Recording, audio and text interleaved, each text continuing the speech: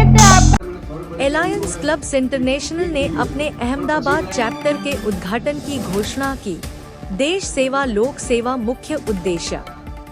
Allianz club international ने Ahmedabad management association में पहली बार अहमदाबाद शहर में अपना नया अध्याय खोलने की घोषणा की।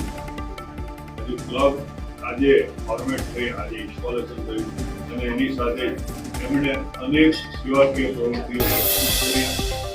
अभिजीत सरकार है और आज के इवेंट के बारे में मेरा जो ओपिनियन है वो ये है कि इस किस्म के एसोसिएशन काफी जरूरत है हमारे हिंदुस्तान में, क्योंकि ये जो है ये ग्रोथ कंट्री का देखते हैं, स्टेट का देखते हैं, नेशन का देखते हैं, और हमारे लिए ऐसे एसोसिएशन की सख्त जरूरत है जो कि लोगों को, काबिल लोगों को साथ में ले आए और इकट्ठा करके इस ग्रोथ को आगे बढ़ाए।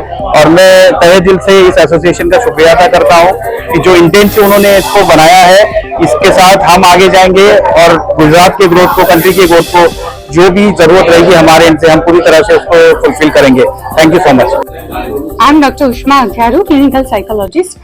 आज अलायंस इंटरनेशनल क्लब सद्भावना क्लबनो अहींया इंस्टॉलेशन सेरेमनी हतुं અને અમે બધા જ ઓફિસ બેરર અમારા પ્રેસિડેન્ટ ચિરંતન દવે સાથે અમે ઇન્ડક્શન લીધું અને બધા મેમ્બર્સનું ઇન્ડક્શન થયું। આજે આખા વર્ષ દરમિયાન અમે જે સેવાકીય પ્રવૃત્તિઓ કરવાના છે એમાં અમે સ્લમ એરિયામાં જઈને ત્યાંના બાળકોને એજ્યુકેશન પૂરું પાડીશું।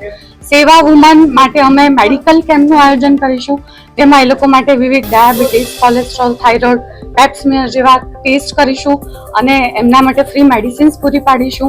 My name is Eli Bhupendra Chawala. I am past international president Alliance Clubs International and from Surat. અમે 8 લોકો સુરતથી ગઈકાલે અહીં આવ્યા છે। આજનો દિવસ અમારા માટે ખૂબ જ ખુશીનો દિવસ છે, કારણ કે આજે આ દેશના વડાપ્રધાન લોક લાડીલા શ્રી નરેન્દ્રભાઈ મોદીનો પણ શપથવિધિ કાર્યક્રમ સાંજે થવાનો છે।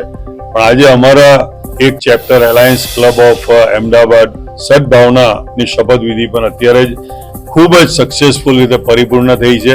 ચાર્ટર પ્રેસિડેન્ટ એલાય ચિરંતનભાઈ દવે અને એમની ટીમનો જોરદાર આજે પદગ્રહણ વિધિ સંપન્ન થયું છે અને એમને લગભગ 32 જેટલા મેમ્બરો જોડ્યા છે અને લગભગ આ વર્ષમાં 100 જેટલા મેમ્બરની આ ક્લબ પરિપૂર્ણ કરવાનો એમનો ઈરાદો ધરાવે છે।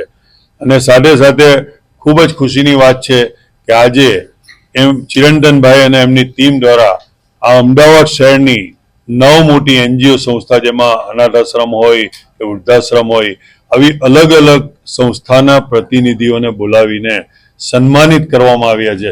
This is you can say just એલાયનિઝમ।